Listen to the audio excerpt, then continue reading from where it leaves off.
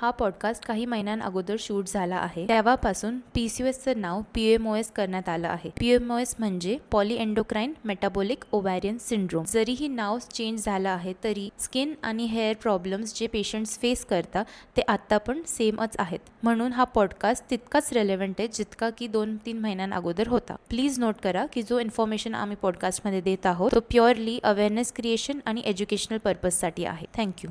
To treat PCOD patients. इथून पुढे just गायनेकोलॉजिस्टच नव्हे तर एक डर्मॅटोलॉजिस्ट सुद्धा एका PCOD पेशंटमध्ये आपण इन्व्हॉल्व्ह केला पाहिजे. फेसवरती तर त्यांना पिंपल्स येणार, पण त्याचबरोबर भरपूर लोकांना छातीवर पाठीवर पण पिंपल्स होऊ शकतात. कुठल्या प्रकारचे लेझर्स असतात आणि स्किन आणि हेअरसाठी यासाठी काही विशिष्ट प्रकारचे लेझर्स असतात का?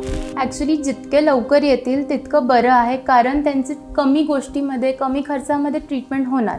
डर्मॅटोलॉजिस्ट ज्यांना ट्रेनिंग मिळते 3-3 वर्ष लेझर्स यूज करण्यामध्ये, त्यांच्याकडूनच लेझर ट्रीटमेंट्स घ्यावे. तर त्याचे साधारणतः किती सेटिंग्समध्ये पेशंटला फरक जाणवतो? स्कॅल्प मायक्रो नीडलिंग करू शकतो ग्रोथ फॅक्टर्स आणि एक्झोझोम्स सोबत. क्युम्युलेटिव्हली तुम्हाला लेझर स्वस्तच पडणार आहे. What is your opinion hair लॉसबद्दल? PCOSचा हेअरफॉल असतो तो हॉर्मोनल हेअरफॉल असतो. तुझं डायटरी ॲडवाईस काय असेल? ॲज अ गायनेकोलॉजिस्ट आणि डर्मॅटोलॉजिस्ट एक टीम बनून आपण जर एका पेशंटकडे पाहिलं तर आपण त्यांची हेल्थ तर इम्प्रूव्ह करू, त्याचसोबत जसं तुम्ही म्हटले त्यांचा कॉन्फिडन्ससुद्धा भरपूर इम्प्रूव्ह करू शकतो.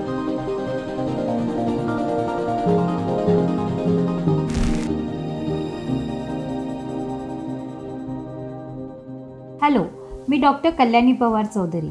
मी अहिल्यानगरमध्ये एक गायनेकोलॉजिस्ट म्हणून कार्यरत आहे. PCOD अगदी सहजपणे आढळून येणारी समस्या. OPDमध्येही PCODचं प्रमाण खूप वाढलं आहे. निव्वळ हा त्रास एक अनहेल्दी लाईफस्टाईल म्हणजे चुकीच्या जीवनशैलीमुळे होणारा त्रास आहे. PCODमध्ये मुलींची तक्रार असते की अनियमित पाळी, तसेच त्वचे म्हणजे स्किन आणि हेअर रिलेटेड असेही प्रॉब्लेम्स त्यांचे आम्हाला आढळून येतात. ॲज अ गायनेकोलॉजिस्ट आम्ही बऱ्याचदा त्यांचे हॉर्मोनल इम्बॅलन्समुळे होणाऱ्या अनियमित पाळीचं निरसन तर नक्कीच करतो, पण स्किन आणि हेअर रिलेटेड इश्यूजला आम्हाला ॲज अ गायनेकोलॉजिस्ट थोडेसे रेस्ट्रिक्शन्स जाणवतात. सो आज आपल्याबरोबर आहेत डॉक्टर प्रियंका पाटील.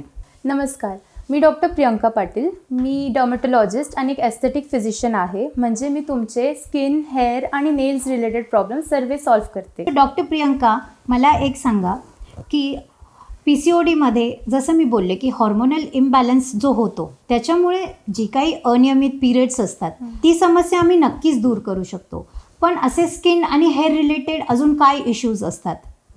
आता PCOS पेशंटमध्ये सगळ्यात कॉमन आपण बघतो ते की आहेत पिंपल्स. फेसवरती तर त्यांना पिंपल्स येणार, पण त्याचबरोबर भरपूर लोकांना छातीवर पाठीवर पण पिंपल्स होऊ शकतात. त्यांना स्कॅल्पमध्ये सुद्धा पिंपल्स येऊ शकतात. त्याचबरोबर त्वचेचं काळपण आणि पिगमेंटेशन होणं ही खूप कॉमन आहे. त्यात त्यांना मानेच्या मागं, काखेत, इनर थाईज एरियामध्ये इथं सगळं पिगमेंटेशन वाढतं, असं पण मुलींमध्ये दिसतं. त्याचबरोबर आपण त्यांना अनवॉन्टेड फेशियल हेअर हे पण येतात, बॉडीचे हेअर वाढलेले येतात, पोटावरती हेअर ग्रोथ होते.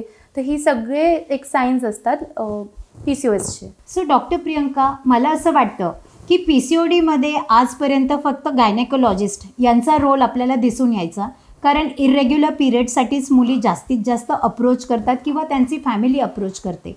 पण एक साधारणतः OPDमध्ये असं आढळून येतं की त्यांचं कुठेतरी स्किन किंवा हेअर रिलेटेड जेव्हा इश्यूज येतात तेव्हा त्यांचा कॉन्फिडन्स कुठेतरी कमी होतो. So more than irregular periods I think त्यांना स्किन आणि हेअर रिलेटेड इश्यूजमुळे जास्त प्रॉब्लेम वाटायला लागतो.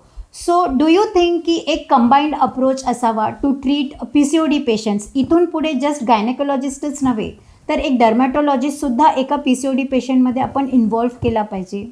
बरोबर, म्हणजे कंबाईंड अप्रोच हेच एक न्यू ट्रेंड आपण म्हणू शकतो का न्यू सिस्टम जी ट्रीटमेंट्समध्ये ॲडव्हान्समेंट झाले ह्याच्यात हेच आहे की आपण ॲज अ गायनेकोलॉजिस्ट आणि डर्मॅटोलॉजिस्ट एक टीम बनून आपण जर एका पेशंटकडे पाहिलं तर आपण त्यांची हेल्थ तर इम्प्रूव्ह करू, त्याचसोबत जसं तुम्ही म्हटले त्यांचा कॉन्फिडन्ससुद्धा भरपूर इम्प्रूव्ह करू शकतो. कारण पिरियड्सचा प्रॉब्लेम त्या मुलीला पर्टिक्युलरली इतका फील नाही होणार, पण तिचं स्किन हेअर प्रॉब्लेम्समुळे ती जास्त कॉन्शियस होते.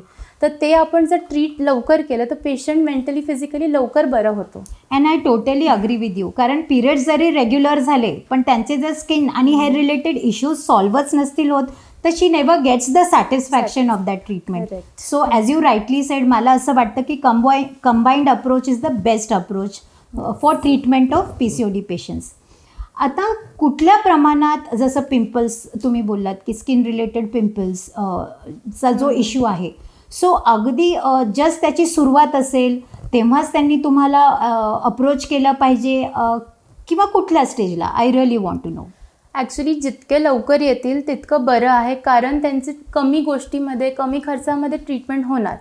पण दॅट बिंग सेड, खूप लोक टाळतात. ते त्यांचं मेडिकलमधनं म्हणा, त्यांच्या हिशोबाने घरगुती उपचार जसं लिंबू वगैरे लावणं हे करतात आणि स्किन अजून खराब करून ठेवतात. त्यांना प्रॉपर गायडन्स, त्यांना प्रॉपर ट्रीटमेंट्स मिळणं हे खूप जरुरी असतं. तर तुमच्याकडे का कोणाकडे पण जर असं पेशंट्स आले की ज्यांना थोडंच आहे पिंपल्स, तर त्यांनी नक्की आधी एक कन्सल्टेशन घ्यायला खूप जरुरी आहे. आता स्किन रिलेटेड इश्यूजमध्ये काय काय ट्रीटमेंटच्या पद्धती आहेत? आता जर आपण ॲक्ने घेतलं तर ॲक्नेमध्ये पिंपल्समध्ये बेसिकली पेशंटनुसार, दर पेशंट असं कोणता पण पेशंट आपल्याकडे जो येतो तो सारखा नसतो.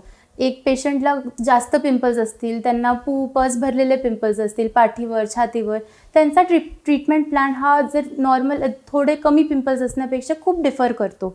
त्याच्यामध्ये डिफरन्स भरपूर असतो. तर आपलं अप्रोच नेहमी हे असतं की आपण एक पर्सनलाइज ट्रीटमेंट प्लॅन देतो पेशंटला. त्यासोबत त्याच्यामध्ये त्यांना medicated skin care, treatment creams हे बेसिक तर असतात. त्याचबरोबर त्यांची जर सिव्हिअरिटी जास्त असेल तर त्यांना केमिकल पिलिंग्सचे पण ऑप्शन्स असतात. आणि आता न्यू ॲडव्हान्स टेक्नॉलॉजीजमध्ये आपल्याकडे ॲक्ने टोनिंग लेझर्स पण आहेत, ज्याच्याने भरपूर ऑइल कंट्रोल, त्यांचे पिंपल कंट्रोल्स होतात. त्याचबरोबर आपण आता ॲक्ने विषय जर साईडला ठेवला, ॲक्ने सोडून जर जे पिगमेंटेशनचा त्रास असतो त्याच्यामध्ये पिलिंग्सचं ऑप्शन आहे, त्यांच्याकडे चांगले हाय ग्रेड क्रीम्सचं ऑप्शन आहे, त्यासोबत लेझर्सचं ऑप्शन आहे. आणि जे अनवॉन्टेड हेअर असतात त्याच्यासाठी पण आपल्याकडे लेझर्स आहेत. ओके, ॲज यू सेड की लेझर्स. आता लेझर्सबद्दल मला असं वाटतं की खूप लोकांना गैरसमजसुद्धा आहे. I don't know why. So would you try to explain की कुठल्या प्रकारचे लेझर्स असतात आणि स्किन आणि हेअरसाठी यासाठी काही विशिष्ट प्रकारचे लेझर्स असतात का? हो, डेफिनेटली. आता आपण जर स्किन घेतलं, म्हणजे जसं मी आता सांगितलं की acne toning, acne based lasers आले आहेत, तर तो एक कम्प्लिटली वेगळा लेझर असतो. त्याचं वर्किंग, त्याचं जी आपलं सायन्स असतं त्याच्यामागे तो डिफरन्स असतो. आणि पिगमेंटेशनचा लेझर हा पण वेगळा लेझर असतो. जे सगळ्या गोष्टी तुमचं एकच लेझरने जर बरं करत असाल, that is not a right approach, कारण सगळ्यांना वेगळी टेक्नॉलॉजी लागते. Okay, that is what we have, म्हणजे आपल्याला ते बघणं खूप जरुरी आहे. म्हणून लेझर सगळ्यात जास्त सेफ आहे, बट ते तेव्हाच सेफ आहे जेव्हा ते कोणी जे ट्रेंड आहे, जसं की तुमचे डर्मेटोलॉजिस्ट ज्यांना ट्रेनिंग मिळते 3-3 वर्ष लेझर्स यूज करण्यामध्ये, त्यांच्याकडूनच लेझर ट्रीटमेंट्स घ्यावे. आणि घेताना सुद्धा कोणत्या कंपनीचा लेझर आहे, त्याचे डिटेल्स काय आहे, ते सेफ्टी जे लेझरची असते ती वाढून त्याच्यामध्येच दिसते. आता हे जे अनवॉन्टेड फेशियल हेअर आहे, ज्याला आम्ही मेडिकल टर्म्समध्ये हिरसुइटिझम असं म्हणतो. सो हे अनवॉन्टेड फेशियल हेअरसाठी समजा लेझरला पेशंटने ऑप्ट केलं तर त्याचे साधारणतः किती सेटिंग्समध्ये पेशंटला फरक जाणवतो? आता पेशंट टू पेशंट डिफर करतं, कारण ग्रोथ सगळ्यांची वेगळी असते. पण रफली ॲव्हरेजली जे आपण बघत आलो आहे, तर ते 4 to 6 सेशन्समध्ये, म्हणजे त्यांचं एक महिना अपार्ट, म्हणजे एक 6 महिन्यात त्यांना ऑलमोस्ट 80 ते 90% रिडक्शन दिसतं.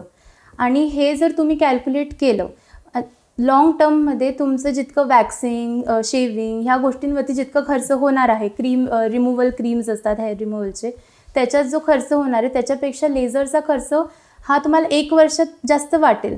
पण तुम्ही जर इतके वर्ष 20-30 वर्ष लाईफचे कराल, क्युम्युलेटिव्हली तुम्हाला लेझर स्वस्तच पडणार आहे. आणि मला असं वाटतं त्याचे लॉंग टर्म बेनिफिट्स पण आहे. नक्कीच आहे. तुमचं लेझर केल्यानंतर हेअर तर कमी होतील, त्याचसोबत तुमची स्किनसुद्धा खूप स्मूथ होते आणि काही काही लोकांमध्ये तर पिगमेंटेशनसुद्धा कमी होतं. हो, दॅट्स ग्रेट.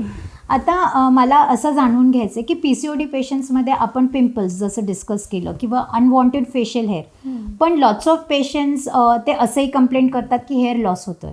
बरोबर. सो आपण नेहमीच तो स्ट्रेस बरोबर ॲट्रिब्यूट नाही करू शकत. So as a dermatologist, what is your opinion hair लॉसबद्दल? आता हेअर लॉस हा एक स्त्रीसाठी खूपच सेन्सिटिव्ह टॉपिक म्हणा का, खूप स्ट्रेस घेतात आणि स्ट्रेसमुळे अजून हेअरफॉल होतो हे सगळ्यांनाच आता माहिती आहे. पण जो PCOSचा हेअरफॉल असतो तो हॉर्मोनल हेअरफॉल असतो. म्हणजे की स्ट्रेस तर आहे, स्ट्रेस मॅनेजमेंटनी बेटर होणारच आहेत, पण त्याचबरोबर हॉर्मोन इम्बॅलन्स जे होतं ते करेक्ट करणं इम्पॉर्टंट आहे, ज्याच्यात तुमचा रोल असणारच आहे. त्याचबरोबर इम्बॅलन्स करेक्ट केल्या सोबत आपण hair serums, medicated hair serums use करतो आणि आपल्याकडे ॲडव्हान्स ट्रीटमेंट्स पण अवेलेबल आहे, जसे की PRP GFCचे इंजेक्शन्स देऊ शकतो, स्कॅल्प मायक्रो निडलिंग करू शकतो ग्रोथ फॅक्टर्स आणि एक्झोझोम्ससोबत. आपण स्कॅल्प बोटॉक्स पण करू शकतो. ते नॉर्मल बोटॉक्स नाही, ते स्कॅल्पमध्ये इंजेक्शन्स देतो बोटॉक्सचं, आणि त्याच्यासोबत आपण लो लेवल लाईट थेरपीज पण देऊ शकतो. ह्या सगळ्यांनी हेअर ग्रोथ स्टिम्युलेशन होतं आणि त्यांची हेअर डेन्सिटीसुद्धा वाढते. ग्रेट. आता ॲज अ डायटरी मॉडिफिकेशन, म्हणजे आपण जेव्हा PCODची पेशंट येते ना, तेव्हा the first line of treatment what we tailor is की तुमची हेल्दी लाईफस्टाईल असावी.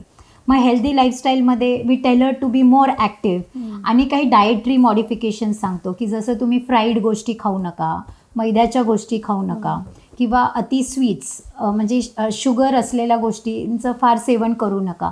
या व्यतिरिक्त as a dermatologist to boost up the confidence of this all young girls, तुझं डायटरी ॲडवाईस काय असेल? सो आय ऑलवेज बिलीव्ह, म्हणजे PCOS वगैरेमध्ये ना एक कन्सेप्ट असतो की ऑक्सिडेटिव्ह स्ट्रेसमध्ये बॉडी जात असते, तर त्या गोष्टीला अँटीऑक्सिडंट फूड्स आता ते कसे असतात, कशामधनं तुम्हाला अँटीऑक्सिडंट्स मिळणार, तर ते तुमचे कलरफुल व्हेजिटेबल्स, रंगीत भाज्या, बेल पेपर, स्पिनेच, हे सगळं जे असतं, पालक वगैरे, त्यातनं अँटीऑक्सिडंट्स मिळतात. त्याचबरोबर तुमचे फ्रूट्स असते, संत्री, मोसंबी, बेरीज, चेरी, ह्या सगळ्यांमधनं पण त्याचं तुम्ही रोज ते खायला पाहिजे. आणि पंपकिन सीड्स, चिया सीड्स, हे जे सगळे ट्रेंडिंग गोष्टी आजकाल आहे त्या हेल्पफुल आहे. म्हणजे त्याला पण तुम्ही प्रॉपरली डाएट प्लॅन घ्या, तुम्ही हे सगळं इन्क्लूड करा, ड्रायफ्रूट्स इन्क्लूड करा, त्याच्याने तुमची हेल्थ छान होणार आहे. आणि त्याचबरोबर इम्पॉर्टंट आहे की ॲटलीस्ट 30 मिनिट्स तरी एक्सरसाइज काहीतरी करा, त्याच्याने तुमचं टॉक्झिन्स फ्लश आउट होणार. तर दॅट इज इम्पॉर्टंट. सो आपण पाहिलं की PCOD हा फक्त हॉर्मोनल इम्बॅलन्स किंवा अनियमित पाळी ही एकच समस्या नसून त्याच्यामध्ये स्किन आणि हेअर रिलेटेडसुद्धा बरेच इश्यूज असतात. आणि मुलींना आजकाल त्या खूप कॉन्शियस असतात regarding the looks. So I think एक कंबाईंड अप्रोच, जसं आम्ही डिस्कस केला की as a gynaecologist and a dermatologist should give a combined treatment to that PCOD patient, ज्याच्यामुळे तिचा कॉन्फिडन्स बूस्टअप होणार आहे, तिचे पिरियड्स रेग्युलर होणार आहे. सो अशा एक पद्धतीने आपण जर PCOD पेशंट हँडल केलं तर नक्कीच आपण एक PCOD पेशंटच्या समस्या कमी करू शकतो. आणि मोटिवेशन किंवा if she gets a double motivation from a gynaecologist as well as a dermatologist, I think that is going to make wonders in her life. Thank you.